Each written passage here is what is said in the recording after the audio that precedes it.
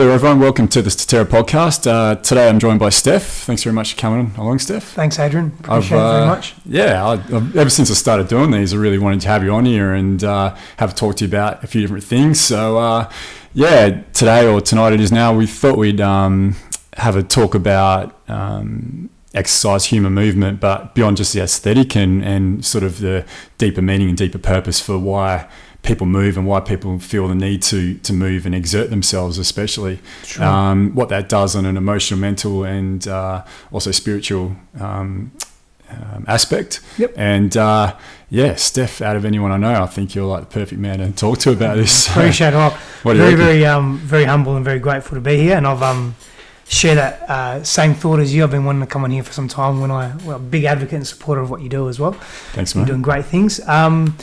Where do we start? I suppose, look, for me, I believe in existence revolves around four bodies, if you like. So it's the physical body, the emotional body, the spiritual and the emotional body. And they all integrate with each other. And to have a really high quality of life, all have to be working in some form of unity or some form of understanding with each other. Sure. That's my perception, my belief, and also my experience and what I've had experience with individuals and groups and so forth. Yeah. So for me, that's a starting point. And that leads us on to moving beyond the aesthetics. See, it is very important to definitely train the physical body and exercise the physical body and make resilient the physical body to its environment. So, make it adaptive to whatever its environment may be. So that definition of that, I suppose, is that it functions at its highest potential within that environment. Right, sure. My belief is that to achieve that state, or to achieve a state as close to as possible of that, is to then harmonise and synchronise the emotions, the cognitive faculties and the spiritual aspect of existence. Right, okay. And I suppose that's where it comes in for me. Right. So that's the importance of moving beyond just the physical for me. Sure, Yeah. okay.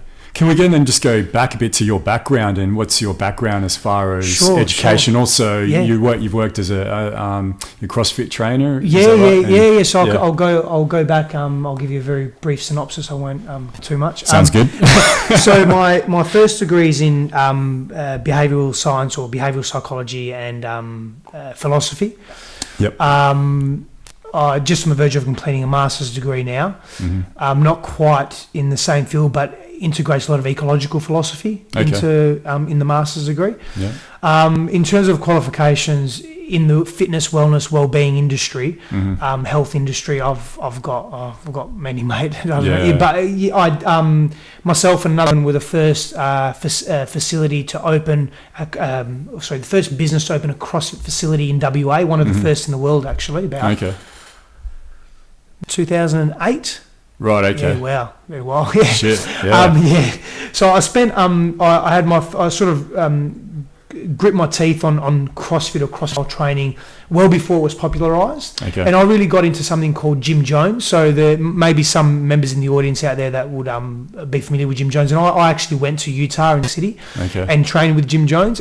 Jim Jones is an organisation. The gentleman that runs Jim Jones is Mark Twight, and he's a world-class ex-mountaineer. Right. Speed climb, holds records.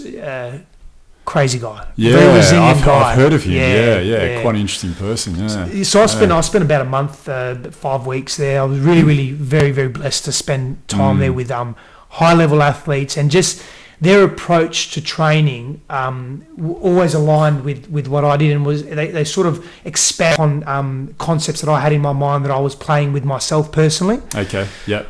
Beyond just a physical level as well. Yeah. No, I mean, I've always trained. Well, not always. I shouldn't say always. Sorry, but since my early. I'm 32 now, so since my very early 20s, I've always trained with the intention to understand why I'm doing what I'm doing, what benefit it has, and how that benefit transcends to other areas of my life. Not just the physical, but also how does being resilient or being mentally tough, transfer into other areas of my life, whether it be my friendships, my relationships, or my vocational, whatever that, or how I interpret or handle certain situations, how I react and how I act and behave. And I suppose I've only started formalising language around that the last few years rather than in my early 20s. But understanding that the reaching levels of high intensity physically training is not only enjoyable at a physiological level because of the physiological internal reactions, but also the benefits you can gain from that through then meditating on those experiences and careful, deliberate post-reflection as well, like thoughtful post-reflection. Sure, yeah. Which is a very important thing to do. I think in life in general, I mean, there's I can't remember his name, there's a great Greek philosopher said that if you can do 3 things in life, one of them is to, I think 2 of them was to reflect and the other one was to post-reflect. So, okay, sure. So basically, reflection on your day, on your thoughts, on, how you've acted, reacted, what you've experienced is very, very important to living an evolved or wise life. So, you learn more about yourself. Yeah, sure. Yeah. So back, sorry, I'm going on a tangent again, but back to Jim Jones, that was a wonderful experience, came back, and that's when I opened a CrossFit gym. And we did more than just CrossFit, because I integrated a lot of, that's when I started really integrating, because I had my own facility, started really integrating a lot of the principles I was learning at uni, but gained a lot at uni, but really gained a lot more reading a lot of Eastern philosophy and Eastern wisdom, sure. And that's really more where my passion and where what I'm really, really inspired by as well. Yeah, okay. So, and applying some of those principles to high level physical intensity training and how that just looks, how it feels, just experimenting. I'm still experimenting, mate.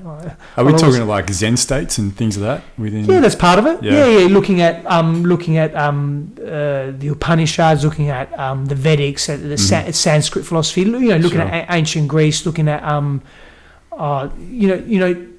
going back through history and looking at how people behaved in groups and their philosophy on life and what they did to live a fruitful life, but also what they did to adapt to their own socio-cultural and geophysical environment as well. Sure. And I find that quite interesting. There's a lot to learn from the past. And there were our collective society in the past was a lot wiser than perhaps some of what mainstream Western society gives them credit for. Gives us credit for. Yeah. Okay. Yeah. Right. Yeah. Well, I guess one of the reasons I wanted to get you on and talk to you about this is I've got a real interest in, I've been playing sports since I was like 8-9 years old and grew up playing basketball and, I went from that typical teenage, early 20s thing of really exercise being more just an aesthetic thing and a little bit to do with playing sport, but nothing further than that. And I think that's just the way it is for a lot of especially men that age, but also women as well. And it's really come with my sort of progression over the last few years of really looking at myself, like looking at within about my mental processes, my emotional process and spiritual and how my body physically works. Those 4 things I've really thought, there's really something to that. They really do key in together when I never had given any thought before. When I first got to know you or introduced to you, I think through Kai, so reading some of the things you wrote, I was like, this Stef, he's right onto what I'm really getting into. And it's been like a real, I just love exercise so much. It's just something that gives me such a benefit, and it can to everyone as well. It's a bit of a shame in our society, there's a division there. But having said that, it's now got to the point where, and I want to talk to you more about this, like the physically pushing yourself and how that adapts again to not only your environment but other things that are within you as well. And like I took up yoga about 12 months ago, and wonderful. Now I can't imagine a time where I won't be doing yoga. That's great. I think it's fantastic. And now for me, I'm really trying to just get that balance now of, like, I love running, I love doing Jacob's ladder, and I love doing weights. So trying to get all that mixed in is going to be my my key. But so with coming into like I guess one thing I always think about, like as far as creating sort of some mental toughness to be able to best deal with yourself in the world, is always think of stair climbing or Jacob's ladder. That seems to be like a tough one, because you can really push yourself to the limits. You can in anything, but with Jacob's ladder especially. Jacob's ladder, out for anyone, is a set of 242 steps out in Kings Park. But yeah, how does that relate for you as far as physical exertion and that mental toughness critique? And we'll also look beyond that as well to more the physical and emotional later. Yeah, just starting with that point, I guess, and how that can develop. Well, I suppose in terms of the stimulus can be anything and everything. Mm-hmm. It's very subjective. So people's tolerance levels will vary as individuals. What you may be able to tolerate may be, physically far more intense than I or the person down the road or whatever it may be. Is that a combination of things? Is that just genetic or is environmental as well? Mate, with genetics, that's probably another argument, or not an argument, another conversation in and of itself. Sure. In terms of nurture versus nature, because that's ultimately what you're asking, is what effect does nurture have on our reality and our existence and the way we play that out, and what effect does nature have in the same way? Yeah. Look, for let's just simplify everything just for the sake of this conversation and say that it's a combination of nurture and nature.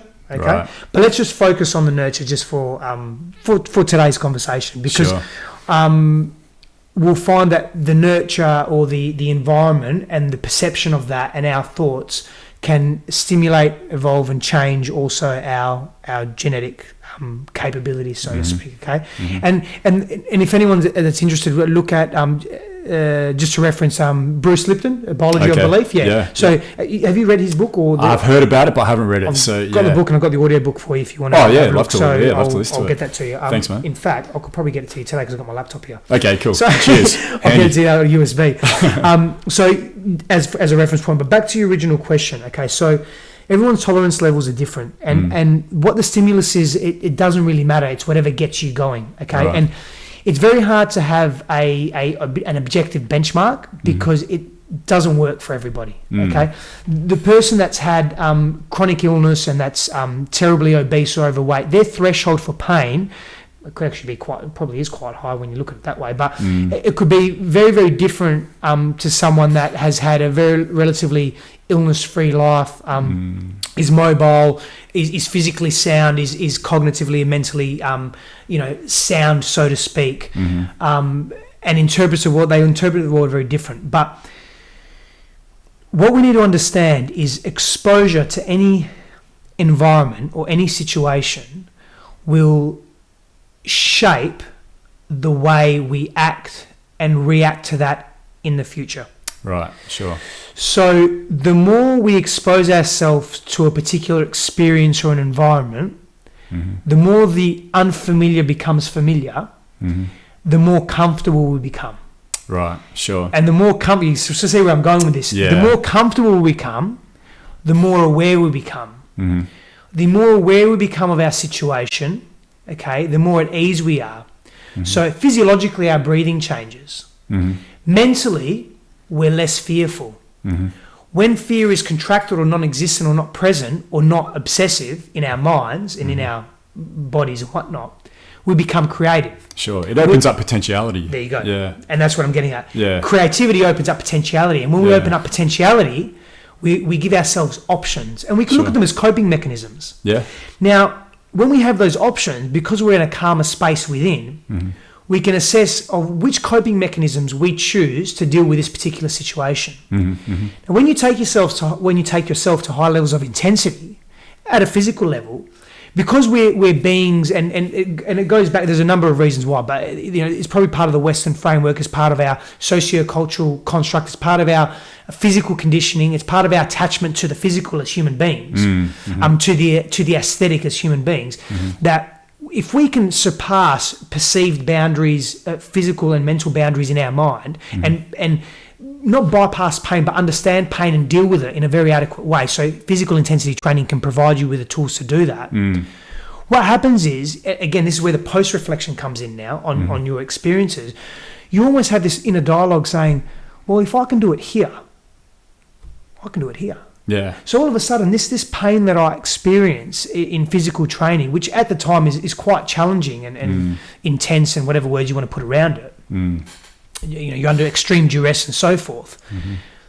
It can almost, that level of pain that intensity can transfer into, say, dealing with a difficult situation in a relationship or a relational dynamic, whether it be at work, or whether it be with your friends, or whether it be with your mother and father, or your lover, or whatever it may be.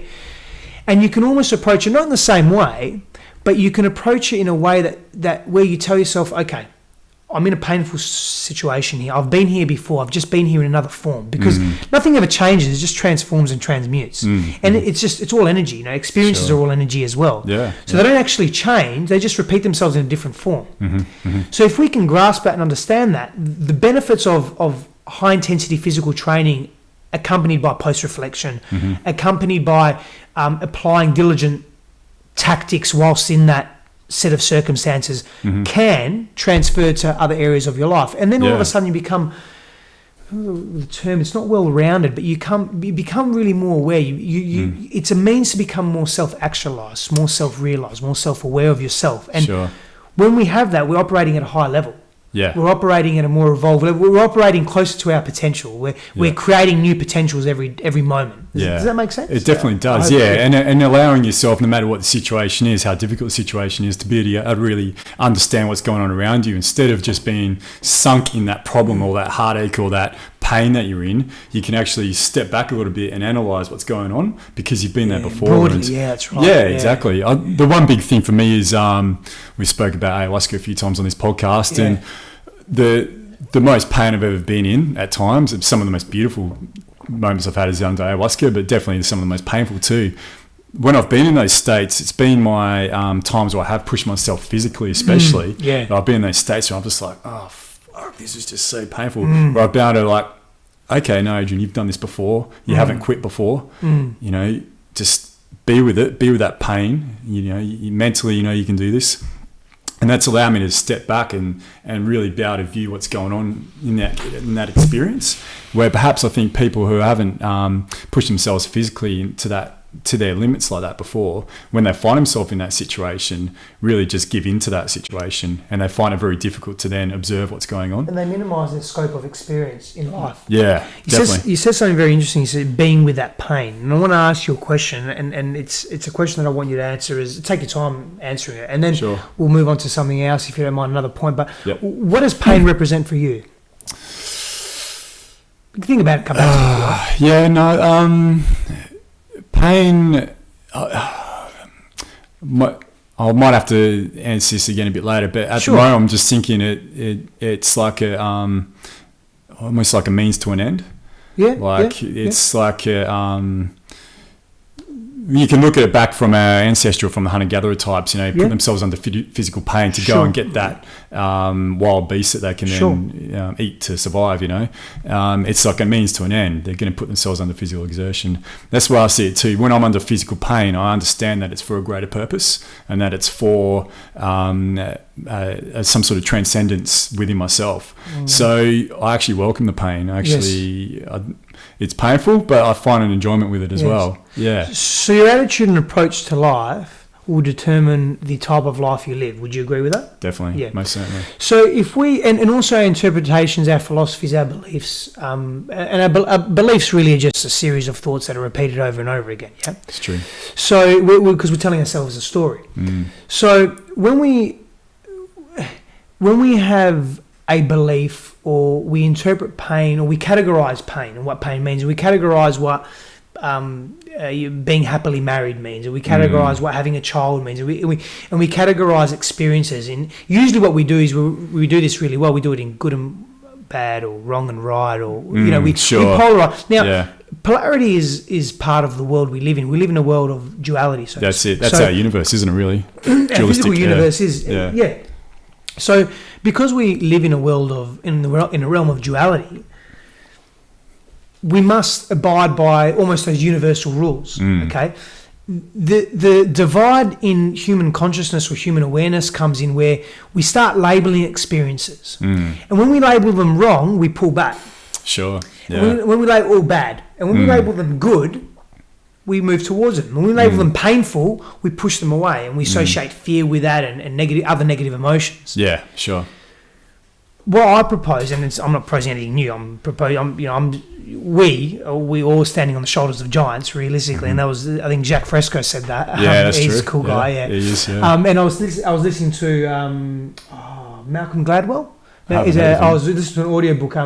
He's written a few books, and he sort of says something very similar as well. But I won't get on a tangent. But regardless, we need to embrace pain. We need to embrace, in my opinion, we need to embrace every experience, because every experience has a great teaching for us, and it's something that we've created for ourselves through our unconscious and conscious processes. Yeah. So with high-level physical intensity training, when you integrate that with high-level awareness training, we're bringing the unconscious to conscious, because the unconscious is so powerful and it's so deep and broad, and the conscious mind is very, I suppose it's shallow, and it's not as comprehensive as the unconscious mind. So if we can draw out some of that unconscious activity and bring it to consciousness and focus, it increases our focus. Imagine you can increase your focus when you're training under extreme duress and you're able to complete a task that you've set yourself. It's like a meditation. Really, it is, absolutely, meditation. There's different forms of meditation. Most definitely. You can sit at the beach and look at the ocean, and that's meditation. Yeah, exactly. Yeah. But imagine you doing a podcast, Stef. This is meditating. We're meditating right now. We're in a zone. Yeah. We're raising our consciousness. True. But you attack that. You deal with that pain. You work through it. You focus. You have an inner dialogue, and that there develops tremendous problem-solving skills within the individual, especially with diligent post-reflection. Sure. Can you imagine what that would do when that individual then moves into another area of his life, whether it be his workplace or his friends and his relationships, her relationships?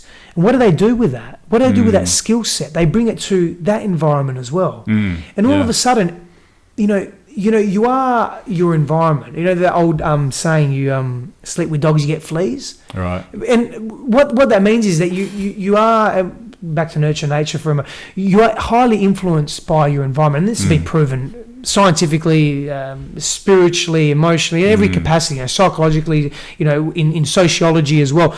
Your environment highly influences who you become. Now, it doesn't mean you're going to become the same as what your environment is, but your environment influences you. Now, if you reflect consciously with awareness on your environment and your experiences in that environment, and it transfers to, and you can bring that to others and share that with others, imagine what that does to them and how they then behave with you. Yeah. Does that make sense? Yeah, it definitely does. Yeah, it becomes like a real reflection or a, projection as well. And then that's like this little mini universe that you've created for yourself then becomes one with someone else or your work colleagues or that person you have in a relationship. It's definitely an important thing, and that's what you said there is spot on. I think is perfect. But the thing is, we live in a society that seems to be risk adverse, and I've just noticed over the last 12 months, maybe there seems to be a bit of a switch away from that. Like the WA state government, I think it might be all the state governments. And they're now looking at doing things like children's playgrounds, making them more. What's the word? Not tricky, but gymnastics friendly. But more difficult for the kids, so that if they fall, they're not just falling onto something soft. Resilient bodies. Exactly right. For a long time though, we've had this whole thing of and then insurance. The unfortunate thing is, why they're doing it though. I mean, no, it's not unfortunate because at the end of the day, it's an action they're taking. But I'm assuming, I'm making an assumption here, and I could be very wrong, but because government is usually short term, and it seems like their decision is very long term. In a sense, is that they're probably doing it to avoid stressing the health system, because to some sense, I highly doubt that though. I really can't. You don't think they have that foresight, Stef? Fuck no, mate. This is the time to swear. Fuck no. No, but because when you build a resilient body, from a physical point of view, you're limiting you're limiting illness, you're limiting physical ailments, and you're obviously putting less stress and pressure on our social systems. So from that vantage point, it's great. Look, it's a great initiative. I'm not. Yeah. Are you a little bit cynical of it though? No, I'm not cynical of that at all. No, I think it's fantastic that the government's doing that. Look, for whatever their motives are, they're doing it, and the end action is, I think, can be very positive. So, regardless of their intention in this particular instance, it's almost irrelevant, isn't it? Yeah, that's true. But that's it's just the way it is, and we're doing it now, and there seems to be a switch, which is fantastic. And I think you and I are similar age. I'm 33. We grew up in an era where, we did, there wasn't so much of a risk adverse, culture and social standards. So we fortunately got to miss that. But it just seems to be sort of really prevalent over the last 15, 20 years. Probably with the litigious world we live in. No doubt about it. Yeah. So, I mean, I remember growing up hearing stories. Remember when you were a teenager about in America, it was like this big news. Someone would get sued for something ridiculous doing this or that. So anyway, we'll bring it back. What do I want to ask now? I guess, So the physical aspect of exercise and becoming more aware of the body. So let's bring it into a more of a mental and spiritual realm. Yeah. I mean, I thought I understood my body fairly well through playing sport and different forms of exercise for a long period of time. It wasn't until I started doing yoga that I was like, okay, this is what it's really about, and really brings you back to, brought me back to the same feeling I had when I was a kid with my body when I was a little boy, and just you really, everything seems so close and connected, very connected, and we definitely lose that through, we do live in a society that is very comfortable, and we don't need to. That's a problem. That's a problem. Yeah, we don't have any wild beasts hunting us down that we have to physically do something about. So it's got its advantages and disadvantages, but from a physical standpoint, I think it definitely has its disadvantages. But I'd just like to get your take, I guess, on the physical aspect and what that can do for not only the mental state of understanding the body, but also from perhaps a spiritual point of view as well. I think, mate, that every human being should be nurtured and brought up in a not a systemized way by any means, but there are certain principles, foundational principles that everybody I feel needs to know about, and one of them is mastering your body. I mean, it's what we float around in, or we walk in, what we spend every moment of our existence in. Yeah, it's the greatest instrument we'll ever own, Steph. Well, yeah, and it's very sad that we abuse our bodies for various reasons. Again, won't get into it because we're getting on a tangent, but I think the importance of understanding the body, because you can't understand the body without engaging your mental faculties, without actually giving it some thought. So you can't say, I just want to be fit for the sake of being. Even if you just want to be fit aesthetically to please aspects of society, whether it be to attract the opposite sex, whatever it may be, you have to put some thought into that. Yeah, sure. So that in and of itself is really valuable, because you're engaging in some level of self-awareness. You're engaging in some level of thought about yourself and where you want to go, and you're envisioning that, you're planning for it. So, one of the key 7 areas of our lives is, depending on what model you follow, but is health and well-being and wellness. And that is the housing facility for our ability to express our emotions and our spirituality and our thoughts and so forth. I mean, and understand the world, the universe, and our role within it as well. Most certainly. I mean, I'll put it really, really simply for you, right? If you were very ill, now, regardless whether it was something you were born with or something that you allowed to occur at some level over your lifespan, but if you were very ill or, again, considerably immobile, would you have been able to go overseas and engage in those beautiful experiences that you did with ayahuasca? Yeah, the answer is no. I mean, the answer is no. If you were too ill to travel, and the statement's almost redundant. Sure. The question is redundant. You wouldn't be able to do it. So the importance of the body is, and I place equal importance on the body as I do on the other 3 bodies as well. Yeah. Is that but it does allow you to experience and engage in psycho-emotional, psychosocial, psycho-spiritual experiences, and because of that, I think that one of the foundations that every human being should learn is to be able to master their body, understand their body, understand the value of that, not to question. Well, okay, why do I want to take here? Have a cigarette. Well, why do I want to take that? Well, before I take it, I'm gonna ask the question. I want to tell you a story. Right? It's really worth telling. This young boy. Well, he's not a young boy anymore. He's 19 now. He's been diagnosed with cancer, non-Hodgkin's disease lymphoma. It's actually the same cancer my father has. It's not actually a bad cancer, so to speak. Okay. Wrong choice of words. You just prefer not to have it, though. Yeah, of course. But what I mean by it's a very curable cancer. Okay. I want to make a statement and a disposition. I not that I don't believe in it, but I don't agree with chemotherapy and so forth. And it's really all commercialised and big pharma and we won't go into that because that's another tangent. That's something for another podcast. That's right. Yeah. But look, this young guy got cancer, and he was telling me the story, so I'll reiterate it. And he's on the table and he's getting the catheter in, and he's asking the universe, or he's asking God. I can't remember what terminology he used. He just said, "Look, give me a sign. I really don't want to do this, and I know I can fix myself. Not that anything's broken, because cancer's not broken. You're not broken. You know, nothing's wrong. Nothing needs to be fixed if you got cancer. It's the body telling you, hey, I'm not happy with what's going on. Sure. We need to make an adjustment, and if you're not going to listen, I'm going to give you this. Yeah, sure. Okay. Yeah. And that's the feedback. And he's just saying, look, I can heal myself. I can rid this cancer myself naturally. I don't want chemicals, because he started doing some research. A real savvy guy. At 19 as well. Oh, wait, mate, it gets better. Well, Okay. yeah, so if you're saying at 19 now, wait till I tell you what he told me today. What's today? Wednesday? Thursday. Yesterday. Wait till I tell you what he told me yesterday. I was on the phone with him.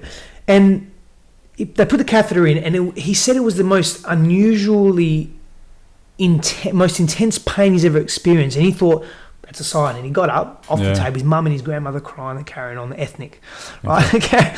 And they were all, you got to do the chemo. He said, no, I'm not doing it. I don't want to do it. The nurse rang him the next day. This was like 2 weeks ago, 3 weeks ago, and she said, "Look, you need to come back. You've got to see chemo started." And he said to her, "Look, I've got this cancer because I've created it. This is from a 19-year-old's mouth. Now, irrespective of whether he's being fed that information or he's read it somewhere and he's regurgitating, that's irrespective. Not that he's doing that as such, but the fact that he's embraced that ideology and that belief or that standpoint." That is what's really cool here. But let me keep going. He says, I've created this cancer. So I've smoked. I've eaten fast food like McDonald's and all that garbage every day. And I'm really angry. I'm just going to start getting teary now, man. I'm starting this. You're right, Steph. Go for it. He goes, and I'm getting angry. He goes, that's why it's in my throat. Ah, right. He said, I scream a lot, hold a lot of tension here, and that's why the cancer's in my throat. Yeah. And because I know this, I can get rid of it. And her response, an indoctrinated, institutionalized response, was, cancer happens randomly to people. He said to himself, this lady's got no idea what she's talking about. I'm going now, and thank you very much for your call, and put it down. Sure. Right? And he rang me yesterday for some guidance and advice and inspiration and so forth. But it was me that was inspired, mate. Yeah, cool. Because... and I said to him, you're 19. And as far as I'm concerned, you're 90-something% cured. Yeah. We use that word cured just, because of your mental state and because of your approach and because of your intention. Right? And that's all part of the cognitive emotional faculty that we have. And we have access to as human beings, human persons. And he's gone on a raw food diet now, and he's making all the physiological changes to facilitate that change at a cellular level, at a molecular level. Yep. But more importantly, he started meditating the last 2 weeks as well. More importantly, though, his mental approach has facilitated or allowed that physiological facilitation to take place.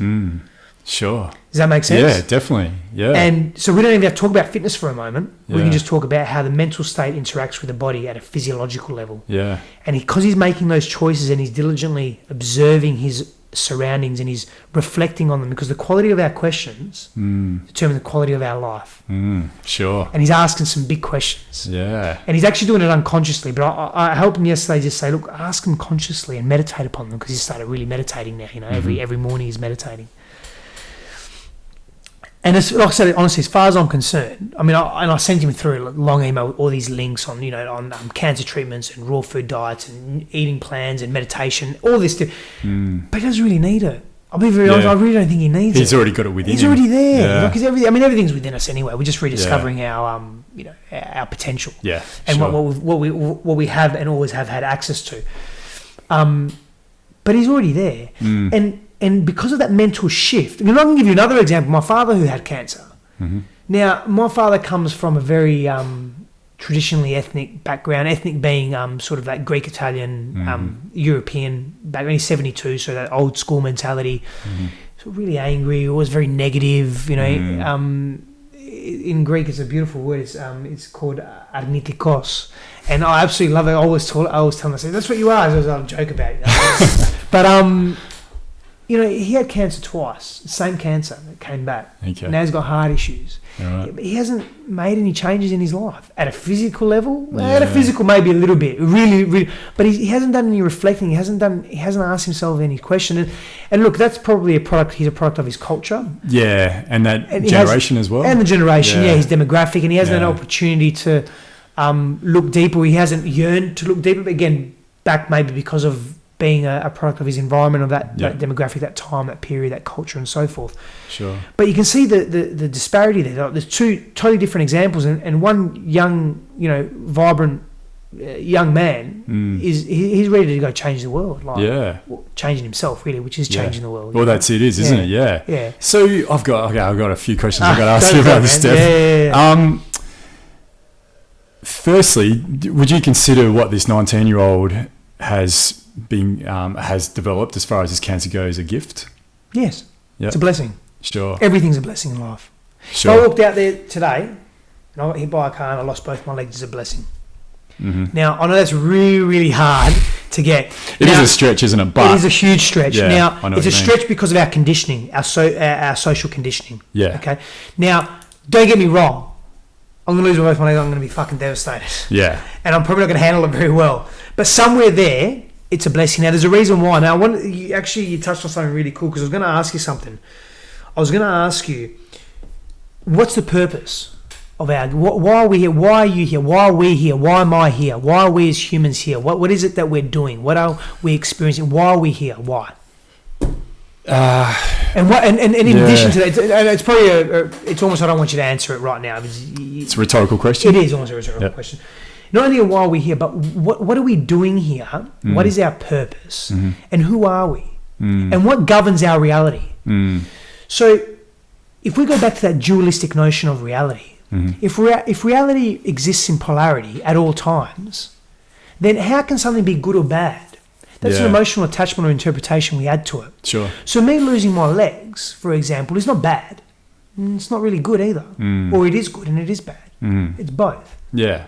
So when we observe life in equanimity, or we observe life in a balance, which is what this young boy is now doing, he's starting to observe life very differently, then we start to understand the purpose of life, right? And we start to understand our place in life. Now, when you bring that back to that high intensity physical experience, and how does that help you? It's just a tool. It's just a tool to help you understand yourself better. Yeah. At different levels, not better or worse, but at different levels. Yeah, one of many tools. Absolutely, one of many, and it's something I personally enjoy, and that's why I engage in it. Sure. And I think, and I engage, and it's various reasons why I do. I like challenging myself. I like making my mind boundless and not having boundaries, or maybe pushing boundaries, but keeping it on expanding that boundary. The expanding is the thing, isn't it? It's expansion. Yeah. It is. It's conscious expansion. Yeah. And it's physiological expansion as well. Yeah, no doubt about it. And I suppose to a point, I'll scrap that. I was going to say something, but I won't, because it might just confuse me and the podcast. So I tend to do that. So sorry, guys. That's all right, Stef. Maybe later on when it comes to something in a different involved manner. Yeah. But you were talking about your dad as well, and the generational differences, and I really think that's where our generation benefits, and those younger than us as well. Especially, there's much more openness and sharing of experience. Yeah. Like your dad's generation, like my granddad, they're like, something like that. No, you don't fucking talk about it. You just, and like it's the death of a family member or whatever it might be. You just you don't talk about it. Don't express it. But it's very different for us now and for anyone younger. So that expression of experiences and ideas is such a valuable thing, because that's this 19-year-old. He would have got a lot of that, those thought process from things that he'd read or seen or experienced from other people. Like, he heard someone else say, no, this is my problem. This cancer's my fault. And then that's made him think. He's like, yeah, maybe that is for me. And he's like, oh, no, that is mine. He's claimed ownership over it. He has. But He's claimed ownership. Claimed ownership. And now that's a number one thing that he can now go, okay, now I know what I need to do. And his own personal philosophy, or his ability to morph and evolve and transform his own personal philosophy has enabled him now to be in a very different space of consciousness and reality. Sure. And it's that's what's really, but like, I'll ask when I'm in a different field or area at the moment commercially, right? But for probably, and I still am. I'm in the health industry still, because I've got another business that I work with, that I own, a health and wellness business. But so I'm still in that industry. But for 14 years or so, or 12 to 14. Oh no, I'm 32. 14 years. How can I put it? Being involved, what I've always wanted from often when we did the mental resilience conditioning training, right? I'd often ask you to have a thought or focus on something, and there were times when I'd ask some big questions of, like, there's a gentleman I'm training at the moment, so I still train a couple of people, and with him, he's going for an international title, a boxing title. He's an older guy. He's 47, so he's defying odds, and he's going for a WBC international title, WBA or WBC. Bernard Hopkins is 48 or something like that. Yeah, I think he's still kicking along. So this guy's had quite a few fights in his younger day, pro fights and amateur fights, but he wants to have another. He just wants to keep going. Sure. So what I'll work with him on is high intensity training, but also that mental resilience conditioning. So the other day, without going into too many details, I got him to a point of hyperventilating. Now that's not what I wanted. But while he was getting to that point, I was asking him big questions. I was deep philosophical questions. Basically, on par with why are you here? What is the purpose of your existence? Whilst he's really in a bad place, for lack of a better term, physically very, very in a lot of pain, hurting a lot. Yeah. Now, 2 days later, he said to me, you know what, Steph, I don't care what happens in that ring anymore.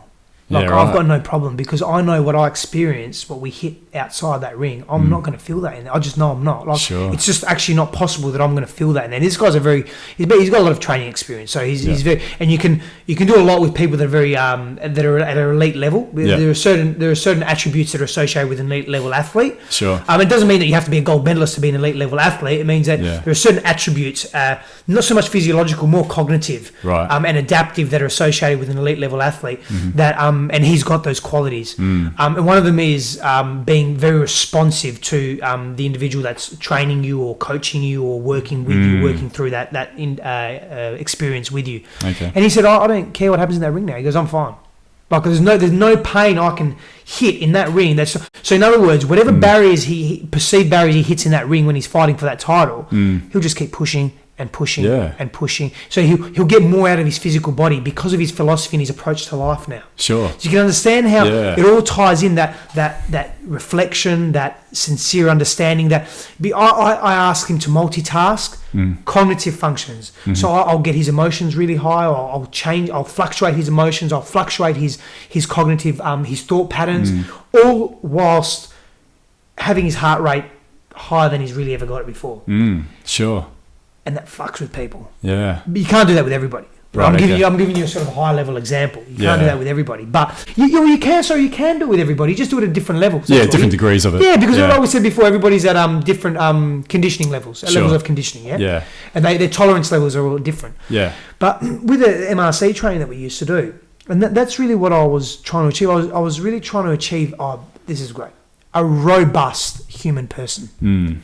A versatile, adaptive, connected, robust human person. And that's what the purpose of mental resilience conditioning is, through high intensity training. That's really ultimately what it is. Yeah. And to really help those people find out about themselves. Yeah, really. That's right. And what's capable. Yeah, and in that process you find out a lot about yourself too. And you watch people and you observe people. And it's all about consciously, actively choosing to want to know and learn and receive the feedback that they're that they're experiencing, understand that and interpret that, and how it applies in your life as well. We can learn so much from each other. You know? Yeah, definitely. Yeah. I think it's one of the greatest benefits of being in a collective society. We're not hermits. Yeah, exactly. We don't, we're social beings, or human beings are social beings. We're dependent and we're on each other, and we interrelated. Like there's no, you can't have a relationship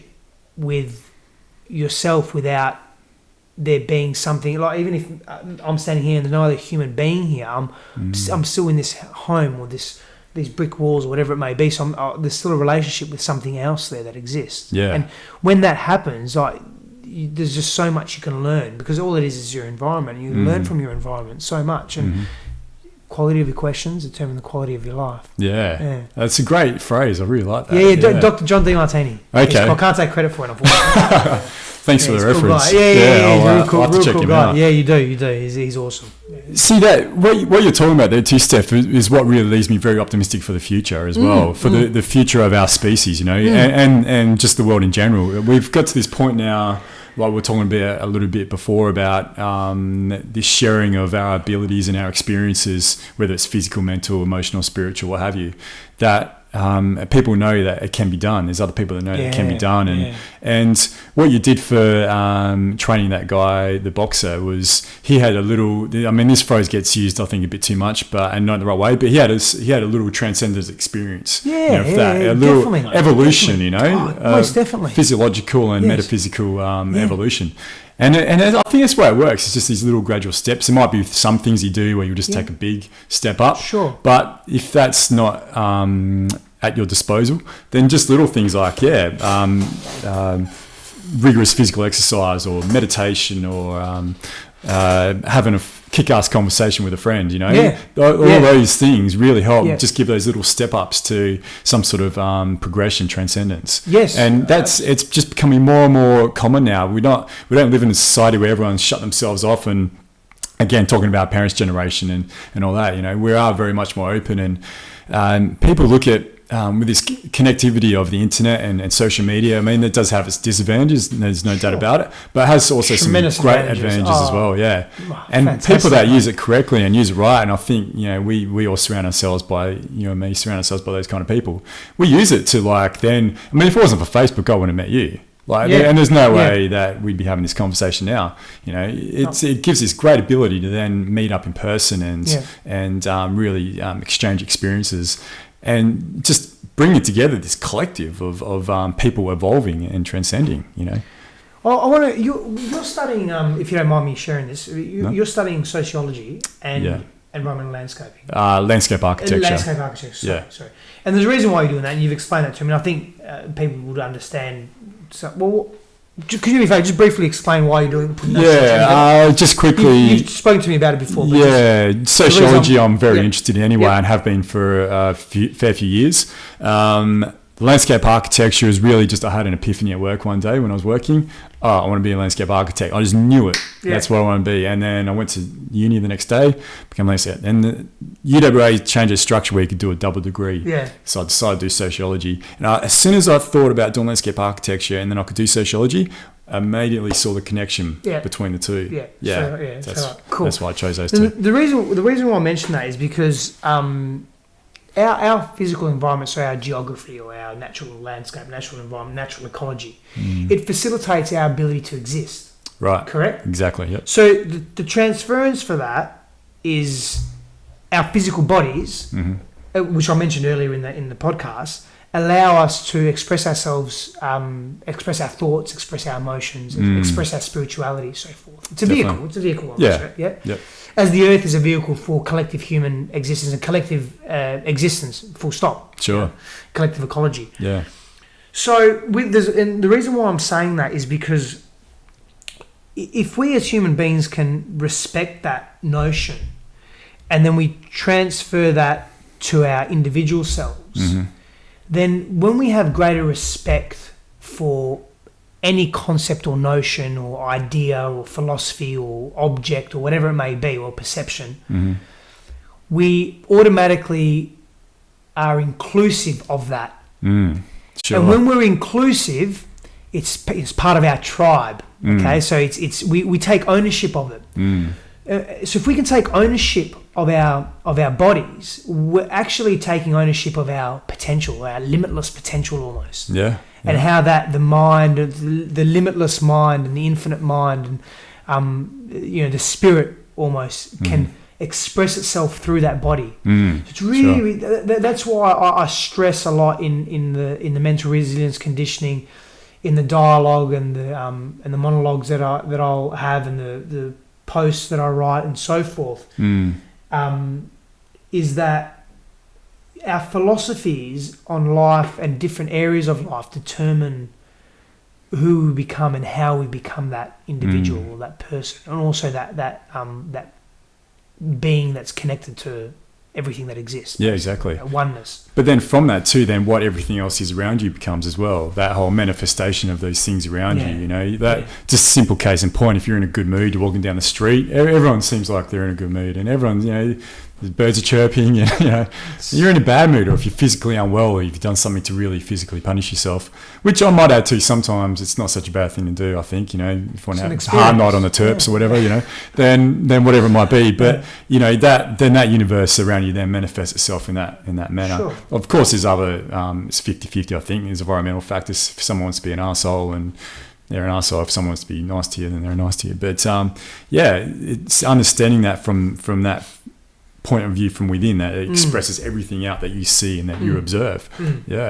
Which is a very important thing, Most definitely. I really see I really like that point, Stef, and that I really see like the Earth as like this spaceship as well. Like our bodies are our ability to be able to understand ourselves, our environment, the world, the universe. But we're on this Earth, which is like this spaceship hurtling through the universe, and it's given us life. It's given us the ability to live and to be able to experience, and we should be always very thankful for that.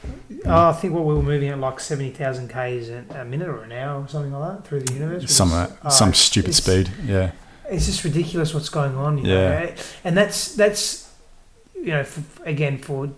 keep it simple, that's in the outer world. I mean. The complexities of what's going on just biologically in our inner world. Like, we don't pay enough homage and respect to our bodies, basically. Yeah, true. And the purpose of this today is, I suppose, is to speak about the human body at a physiological level, but also how the other faculties integrate in that. But I just believe as a collective society, the Western collective society, we don't pay enough homage and respect to that. But I, like you said before, I believe it's evolving strongly. Yeah. I just hope it evolves at a faster pace than our collective society makes socio-cultural and socio-economic decisions that are in polar opposite. That's damaging that ability for us to discover our truest potentials in that way. Definitely. And I'd love to talk to you about that again. I think that could take up a podcast on its own. That absolutely, mate. Corporatocracy, money, governance, that, and how that influences the individual. You invited me back. I'm definitely Will you come back, Stef? I'd I'd love for you too, mate. Yeah, You're fantastic. That'll be a great discussion, and that's a lot of my passion lies in that area. Understanding the way we behave, sociology basically, understanding the way people behave in a collective society and what that means, and the choices we make as a collective and how individuals contribute to that as well. Sure. But if we want to take it back here, you get a group of people. Do your best to, if you can, watch some documentaries on SAS soldiers or elite I've seen soldiers. a couple, like the training and the inductions. Like, I base some of what I do on that. I base some of what I do because I've got friends that I've had friends for many years that have been in that realm. I base a lot of what I do as well on Eastern philosophy, and I integrate some sort of reform techniques and so forth. But those guys push the body really far. Right. And I'm all for that. If it's done with a particular purpose, and then they test their cognitive faculties. Now, they don't do it for spiritual evolution and so forth, but that's an individual choice. Like, if you choose to approach an experience in a particular way, then you can gain a lot from it or great depth from it, from whether you want it to be spiritual or emotional, so but they break their physiology. They break. Now, I'm not suggesting that everyone go break their physiology. It's something that you need to be prepared for. You need to train for. You need exposure. Yeah. Exposure breeds familiarity. Sure. And they have medics there, and sure. And familiarity breeds comfort and so forth. And but and you develop that over time. And sometimes it's great to jump in the deep end and swim with the sharks, and other times it's good to learn how to swim in a pool first that's only 1 meters deep, and then progress, whatever it may be, as to use an analogy. But I think that's important to understand the purpose of breaking the body, but remembering that you're not breaking the body so it breaks and doesn't come back. You're breaking the body because you actually realise you're never breaking the body. Sure. You're actually never doing that. Yeah. All you're doing is creating or expanding your boundaries, expanding your perceived boundaries, right? Yeah. And that's what that mind-body connection is. It's not placing limitations on yourself. It's not placing boundaries on yourself that, like a ceiling, that stop you. And because if we have a strong belief about ourselves that creates a ceiling, we won't venture past that because what's the point? We don't believe we can. So but don't we need that? We need that ceiling there though as well to give us that resistance to be able to then, okay, there's something there for me to actually want to break through. Yeah, something I'm really interested in is that resistance, the idea of resistance and our need for resistance. You don't think it's for everyone though? Like how resistance the resistance then changes everything about us on a down to like a quantum level, It forces us to adapt, that resistance. That's why I see sometimes things like, like the government, what they're doing, this budget that just came out, and we'll adapt to that. We as people will adapt to that, And I think in a positive way. Wouldn't we rather adapt to it though with greater consciousness and greater levels of awareness? Oh, it would definitely help. Yeah. So I suppose in that sense, then resistance, yes, is necessary. It's part of life because it's sort of almost pull and push, if you can look at it that way, and that's part of life. Sure. Yes, resistance is necessary, but I think it works for some people and it doesn't for others. And the reason is, and it can work for everybody, the reason why it doesn't work for some is because of their own social conditioning, their own familial conditioning, their own interpretations of events over as they've grown up, especially between the years of 0 to 8. Sure. Where they're almost walking around this hypnotic state where they're susceptible to, individuals are susceptible to every experience that comes their way. And the way they interpret that, the way they're being brought up, and it's usually by their immediate family, mother and father generally, but the way they're brought up and governed and the way they understand the world has a tremendous influence on their behavioural traits and their personality traits and their characteristics and the way they act and react and behave with the world. So for some people, having that resistance or having that ceiling, it's like, ceiling, awesome, going to break through it. Can't wait to see what's on the other, what's above it, or is there another ceiling? Other people say ceiling, see you later. No ceiling for me. And that's sort of what I was getting at before. And it's dependent on that. Well, that's why I said it may serve some, it may not serve others. So, but you work with that, you identify that as a practitioner, as a friend or someone that you're assisting, or you're on a journey together or whatever. You identify that and say, okay, so their learning style is this, or their behavioural adaptation is this. Well, I'm not going to give them that because they're not going to break through, or they're not going to be receptive to that. I'm going to take this path. Sure. That just really goes to show how important psychology is within exercise as well, and especially training as a trainer. Mate, that's another thing. Coaching. I believe every individual should master the mind. I also believe every individual should learn how to garden. Yeah, right. On a tangent. That's... Definitely. I'll write a book about that one day. Sure. I've got some notes. Yeah, that sounds like a good book too. We look at someone like Phil Jackson, who's the most successful coach in NBA history. Yeah. And he's just got just an amazing awareness of... The most success, is that quantified sort of, so to speak? There's Red Auerbach, who had back in the Boston Celtics back in the 50s and 60s, he had 10 rings. I think Jackson's got 12. I'm pretty sure he's the most, if he's not, he's the second most. How many did he get after Chicago? He got a few after Chicago. So he got 6 with Chicago, and then he got another 4 or 5 with LA. Yeah. Yeah, so he's a dead set successful man, but he had just an immense understanding of the human experience, not just on a physical point of view. He had a lot of good people around him. Well, he obviously had Michael Jordan and Scottie Pippen, but he had this. Wouldn't have been bad for him either. No, exactly, yeah. But he had this ability to be able to get the best out of every player he had individually. And I read his book once years ago, and Luke Longley from Perth, he was playing with him in that period of time, and he was saying how with Luke, you'd have to really push him, you'd have to really like get into him, but Dennis Rodman, on the other hand, he was like, no, Dennis Rodman he drove himself, and he just have to be a bit more passive with him. Yeah. But it's just really come down to real psychology of the human experience, and therefore the physical experience. And as a trainer, it's such an important thing to do, not just one size fits all. Okay, everyone just go do this and everyone go do that. That can work, I guess, in group exercise. But if you're training someone individually, what you're trying to achieve, though. That's true too.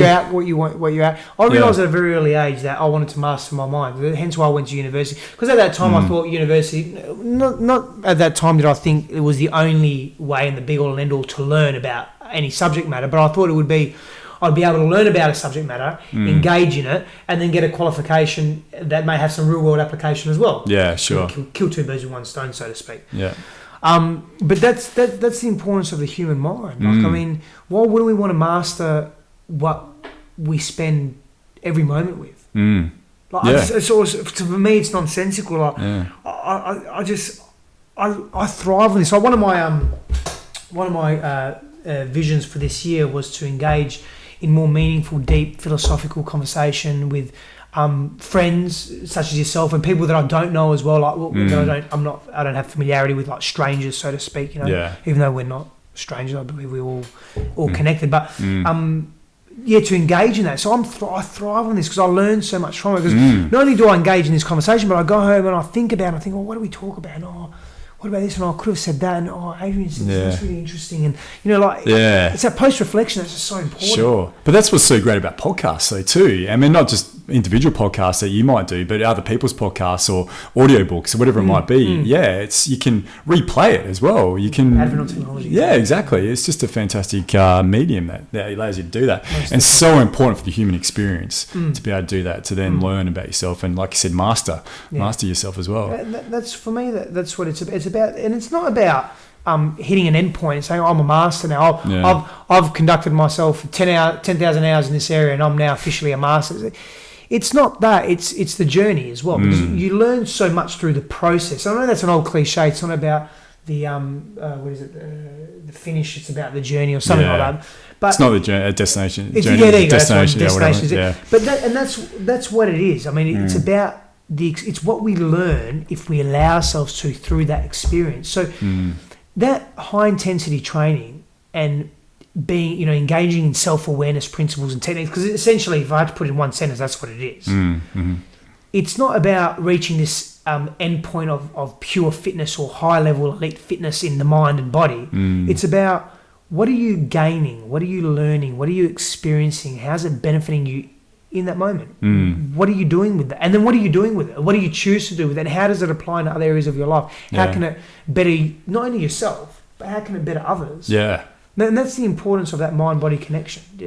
Definitely. Exactly. It's when you take it from the ego to, like, outside of you as well, and see the greater importance of it. And that's what it's really a massive key part of it. How simple is, and to really, really simplify it, if you engage in high-intensity training that you consider difficult, and you begin to master that, and you begin to become more comfortable with that, and you almost never become more comfortable with it. You just become more resilient and more aware and more adaptive, and you understand yourself at such deeper levels that you can increase your thresholds, your pain thresholds. When you're having a bad experience at work or a negative experience at work, your coping mechanism is so far more adaptive, and you save yourself so much grief. We retract from having to spend so much time in emotional discomfort because we've been conscious about it elsewhere and productive about it elsewhere. We've understood its purpose. So does that make sense? It does, definitely. It's related to that and relative to that. No doubt about it. Relatability, relativity, and that's what it's about. That's what engaging in these experiences are. And like you said earlier on in the conversation, it's just one medium. It's just one avenue. And, Sure. it's not by any means the be all and end all. No. Not at all. It's just, I just think it's cool. Yeah. I think it's enjoyable. I think there's a lot to learn from it. Because, the physicality and the mentality and the emotions and the spirit, it's who we are. Yeah, sure. Those 4 bodies are who we are. So why wouldn't we want to take those bodies to their thresholds, to their extremities? Sure. Why wouldn't we? Why wouldn't we want to create, whether it be and I'm not advocating that everyone go and be depressed and take themselves to deep levels of sadness. But what I'm saying is there's blessing and there's beauty in all experiences in life and in all extremes as well. And that's where often some of the greatest insights are found or discovered or rediscovered. Yeah, sure. And then built upon is at those levels of extremity. Yeah. So I mean, it's almost complex, and it's a fine line between being almost sadistic with it and doing it for a greater purpose, but and part of that purpose is the journey itself as well. But it's just self-awareness technique. That's all it is. But that in itself is part of the process. Part of the awareness itself is just finding that fine line, finding that balance as well, like between taking it too far and there you go. That's a practice in itself as well. And you start learning the middle way, and you say, you know what? I've had that extreme experience. Yeah. I don't need to go back there. Yeah. And I understand it. I understand its purpose. I know why it exists. But I can now take almost like Buddhism taking the middle path. And there's great value in that, and there's great depth and teaching and wisdom in taking the middle path. But the middle paths, I mean, how do you think the middle path's found? By finding the extremities first. That's right. Yeah. You got 100 centimetres. Yeah. Here's 0, here's 100. How do you find 50 centimetres? Yeah. By knowing where 0 and 100 are. Exactly. Yeah. To put it simply. Yeah. And that's life experience. So why not experience pain and discomfort? And why not experience bliss and joy? And then understand that both exist at the same time. Yeah. In all spaces, in all experiences, and make a conscious choice what you choose to focus on, because your focus determines your reality. Definitely. And harnessing that focus as well, whilst under physical duress and high intensity, is another technique that I employ, is being able to focus on something, whatever it may be, and there's whatever it may be, being able to focus on something whilst under that extreme fatigue and intensity is a tremendous skill in of itself as well. Yeah, definitely. Yeah, and so important, like you said, for other aspects of your life, no matter what that is. Yeah, and that's a big part of that whole experience is being able to transfer to other areas of your transcendence, other areas of your life. Sure. Yep. Yeah. All right. Well, Steph, I think, what do you reckon? Might wrap up. I could easily keep this going for another couple sure. I think people will get bored, mate. Out there in internet world, like, better listen to me or get bored. Surely not. It's been a thoroughly enjoyable conversation, and it's gone above what I thought and what I wanted to talk about. So I hope it didn't too many ramblings there. No, not at all. Not at all. We did go off on our tangents, but we knew we would, so that's a good thing. And I've definitely taken down some notes for some things I'd like to talk about next time you're on the podcast. And I'd love to come back on, mate. Yeah, I'd love to have you on. Yeah, and maybe we can look at more from like the sociological aspect of society and way we're progressing and things like that. I think it's something that you and I are both very interested in, and something we can look at doing. Now you've got a blog as well. Is that right? Yeah, I'm getting a plug now. Awesome. Yeah, get your plug right now. We'll get one in. I'll plug everything. How's that sound? I'll plug everything. Go for it. I'm just going to go for it. The floor is yours. So the www.thelabyrinthoflife.com.au. So www.thelabyrinthoflife.com.au. And that's my blog. Yep. And you can go on there. Look, I'll be honest with you, I've been really quite focused on other areas of my life at the moment. So I'm only probably blogging or writing articles at best once every 10 days, once every couple of weeks. But when I'm in full swing, every 2 days I'm putting an article on there. But there's, I've been doing that for the last few years. So there's a lot of... You got quite a good archive in there. Yeah, great archive, great material from other authors and other sources. Please, if anyone's interested in jumping on, have a look. By all means, and check it out. Yeah, I've got my book on there that I wrote as well. That's probably really the only plug I need to do, and my health business, which is cool as well. which is one of the arms is raw food and healthy, wholesome food, which my partner Aurora does. She takes care of that area more, and then the other side of it is we have our own supplements, organic superfoods, and so forth, and nourishing the body in that way. And that's really simple: www.healthandyou.com.au. Okay. Website's still up and running though; will get built, and then the Facebook page is Love, Live, Nourish. For Facebook, which is the food arm of it as well. Yeah, so, with some really cool updates and different things. Yeah, definitely, and also philosophy on there as well. Yeah, more specific to sort of mind-body connection and that. But that's me. And there's mental resilience conditioning, which is again just a Facebook page. There's no website for that. Yeah. Okay. Yeah. So like anyone out there, if you're looking, especially like looking more into some of the topics and ideas that we spoke about tonight, then look at those different things. And there's a wealth of information. So as there's a wealth of information from anyone that you speak to, just like you said, any stranger on the street. You know, it's amazing what you can learn. Though. Exactly. Yeah. So. Yeah, all right, Steph. Well, thanks very much again for coming on. And we've been trying to organise this for a while now, and I'd like to finally have you on here. I was fucking stoked. Yes, we're doing it tonight.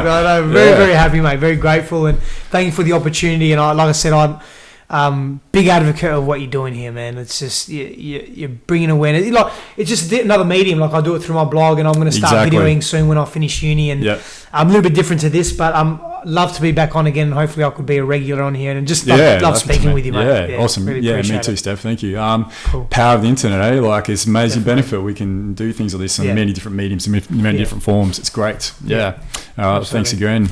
All right. Well, everyone, thanks for watching and tuning in. And any questions, just get through on the Facebook or Steph's left his information as well. And hope you enjoyed the podcast, and we'll see you next time. Thanks, guys. Awesome, cool. Mate. Thanks, Steph. Cool. Thanks for that was a great really, conversation. Really good.